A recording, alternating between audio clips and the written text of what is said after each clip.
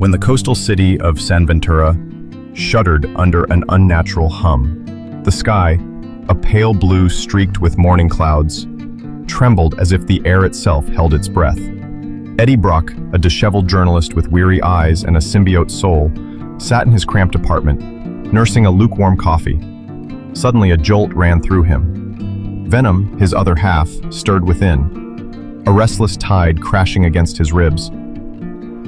"What's wrong?" Eddie muttered, his voice hoarse. Venom's guttural reply echoed in his mind. "Something's coming, Eddie. Something big." Across town, in the shadowed alleys near the docks, Cletus Kasady cackled as Carnage pulsed with newfound vigor. Freshly escaped from Ravencroft Asylum, his orange prison jumpsuit torn and blood-streaked, Cletus felt the symbiote's hunger amplify. "Time to play," he hissed, his grin widening as red tendrils writhed around him. Neither man knew the cause, a failed symbiote experiment at a clandestine lab on the city's outskirts, where scientists had tampered with alien DNA, unleashing a wave of dark energy that swept through San Ventura like a tidal wave. At 10:25 a.m., the energy surge hit.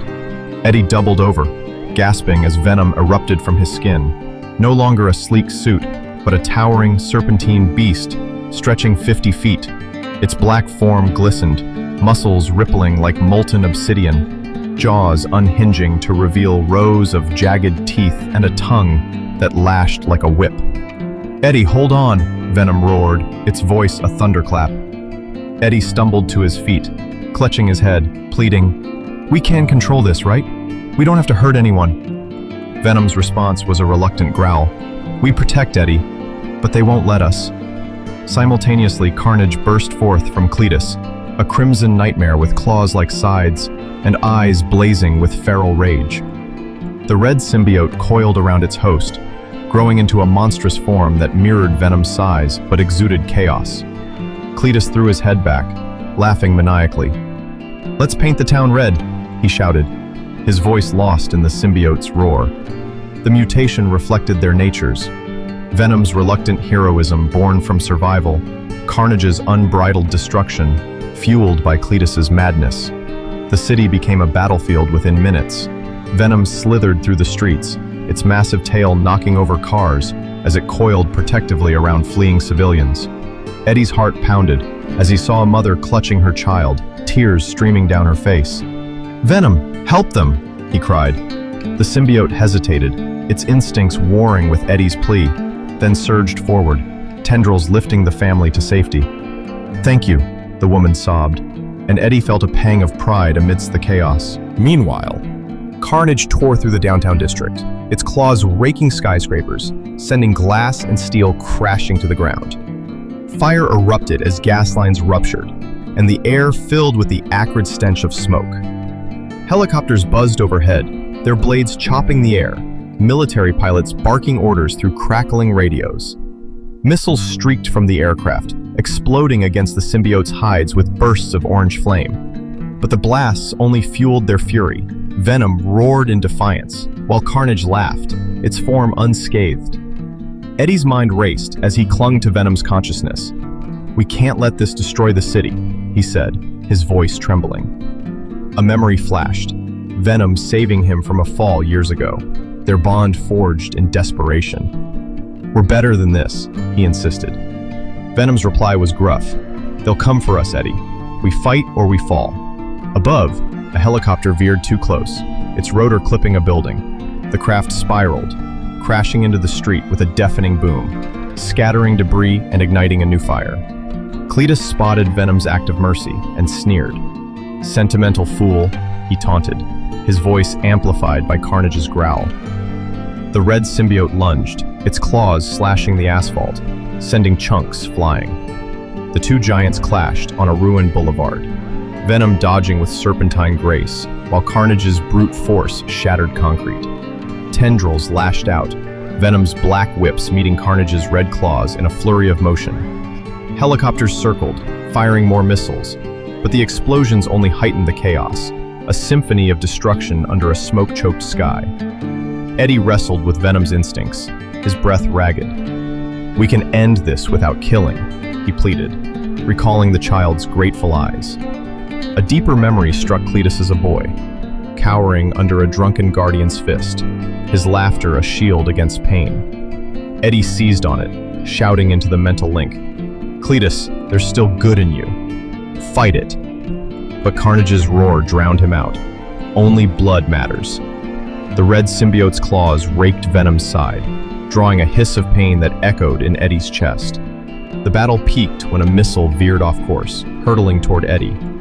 Venom reacted instinctively, coiling around him and absorbing the blast.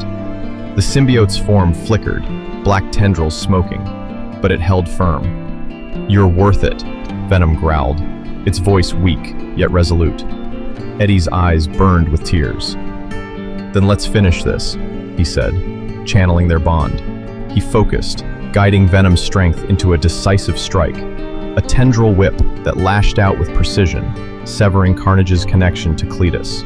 The red symbiote shrieked, dissolving into a mist that dissipated in the wind. Cletus fell, his body trembling, his laughter replaced by a broken whimper. Military forces closed in, handcuffs clicking as they dragged him away. The city exhaled, sirens wailing over the crackling fires. Eddie slid from Venom's form, exhausted, his clothes singed. "We did good, huh?" he murmured.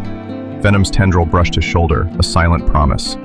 As the sun rose, casting golden light over the ruins, news helicopters captured the aftermath. Reporters speculated on symbiote remnants, their voices a distant hum. Eddie walked away, a hero burdened by hope, while a single tendril twitched at his side, whispering of battles to come.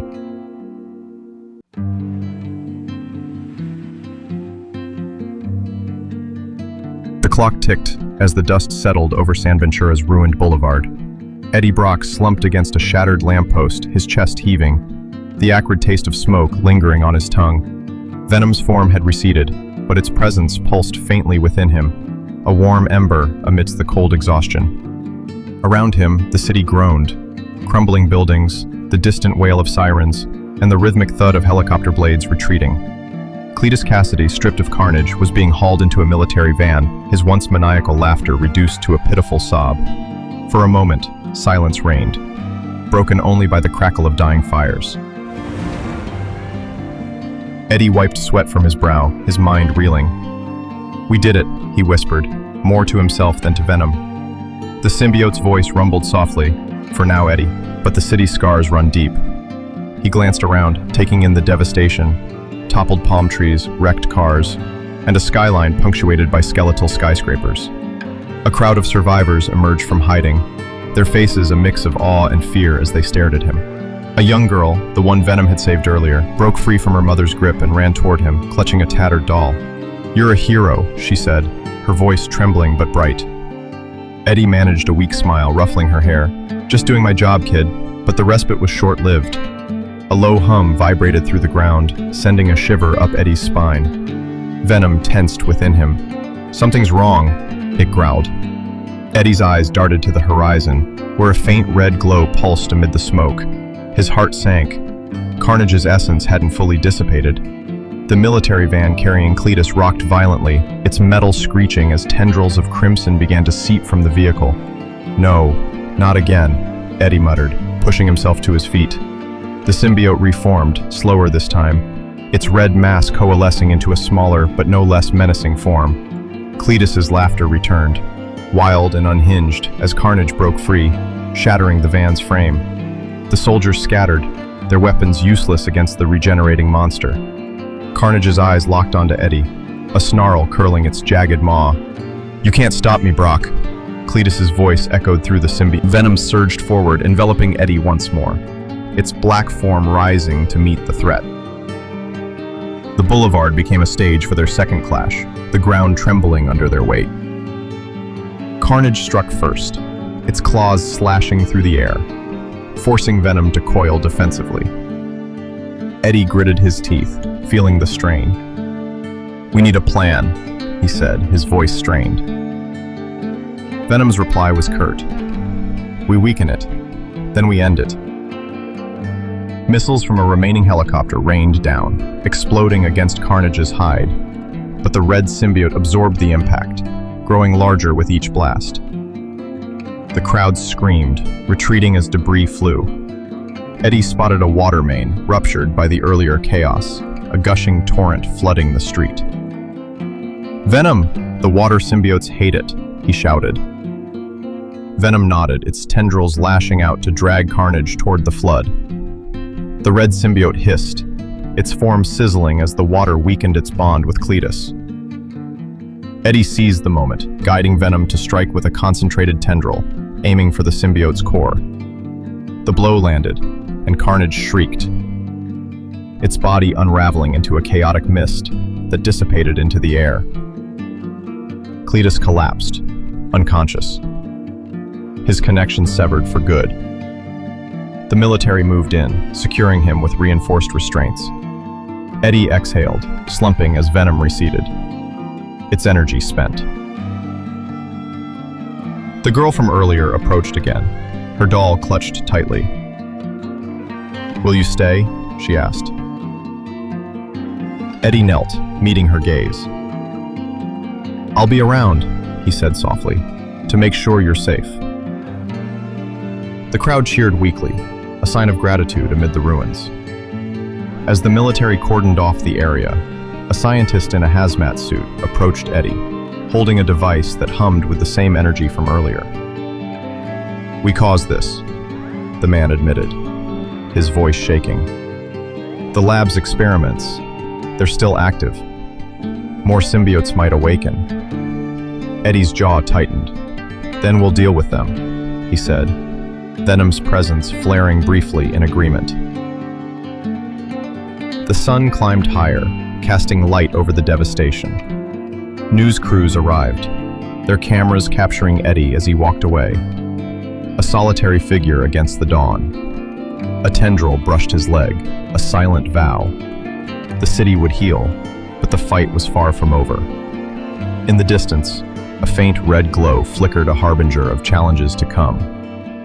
The air hung heavy with smoke and the scent of charred metal, but a fragile calm settled over the ruined boulevard. Eddie Brock stood amidst the debris, his body aching, his mind a whirlwind of exhaustion and relief. Venom's presence within him had dimmed to a quiet hum, its energy spent after the second clash with Carnage. The red symbiote's mist had vanished. Eddie wiped a smear of grime from his face, his eyes scanning the devastation. Toppled palm trees lay like fallen giants, their fronds singed by fire. Wrecked cars smoldered, and the skeletal remains of skyscrapers pierced the smoky sky. Yet, amid the chaos, life persisted. Survivors emerged from hiding, their faces etched with fear, but also hope. The young girl with the tattered doll approached again, her mother close behind. "You saved us," the mother said, her voice breaking. Eddie managed a tired smile. "We all did," he replied, glancing at the crowd that had begun to gather, their cheers weak but sincere. The scientist in the hazmat suit lingered nearby, his device still humming with that ominous energy. He approached Eddie, his expression grim. "We're shutting down the lab," he said, "but the data suggests more symbiote samples survived the explosion. This might not be the end." Eddie nodded, his jaw tightening. "Then we'll be ready," he said, feeling Venom stir faintly in agreement. The scientist handed him a small communicator. "If anything activates, call us. We owe you that much." With that, he turned away, joining the military as they secured the area. A news helicopter hovered overhead, its camera zooming in on Eddie as reporters' voices crackled through the airwaves. "This is Channel 7 News, live from San Ventura, where an unknown hero has turned the tide against the monstrous threat." Eddie tuned it out, his thoughts drifting to the bond he shared with Venom. "We're a team, huh?" he murmured. Venom's voice, soft but firm, replied, "Always, Eddie, always." The girl tugged at his sleeve, holding out her doll. "Can you fix her?" she asked, pointing to a torn arm. Eddie chuckled, taking the toy gently. With a deft motion, he tore a strip from his jacket and tied it around the doll's arm, securing it. "Good as new," he said, handing it back. Her smile lit up her soot-streaked face, and for a moment, the weight on Eddie's shoulders lifted. As the military began clearing debris and medics tended to the wounded, Eddie walked toward the edge of the boulevard, the sunrise painting the horizon in shades of gold and pink. A tendril brushed his leg, a silent reminder of their shared journey. The city would rebuild, its scars a testament to its resilience. But Eddie knew the fight wasn't over. Those lingering symbiote samples loomed like a shadow on the horizon. He paused, turning to face the crowd that had grown larger, their applause a soft wave of gratitude. Clearing his throat, he raised a hand. "Thank you," he said, his voice carrying over the murmurs. "Thank you for believing in us, for fighting to survive. This city's strength is in you, not just me. We'll keep it safe, I promise." The crowd cheered, some wiping tears, others nodding in solidarity. With a final nod, Eddie walked away, the communicator in his pocket a quiet promise of future battles. The tendril at his side twitched, and he smiled faintly. "Let's rest for now," he told Venom. The symbiote's hum was a contented rumble as they disappeared into the morning light, leaving San Ventura to heal. Thank you, and support have brought this tale to life, from the roaring clashes to the quiet moments of hope. Your presence has been the heartbeat of this story, and we're honored to share it with you. Until our next adventure, stay strong and keep dreaming.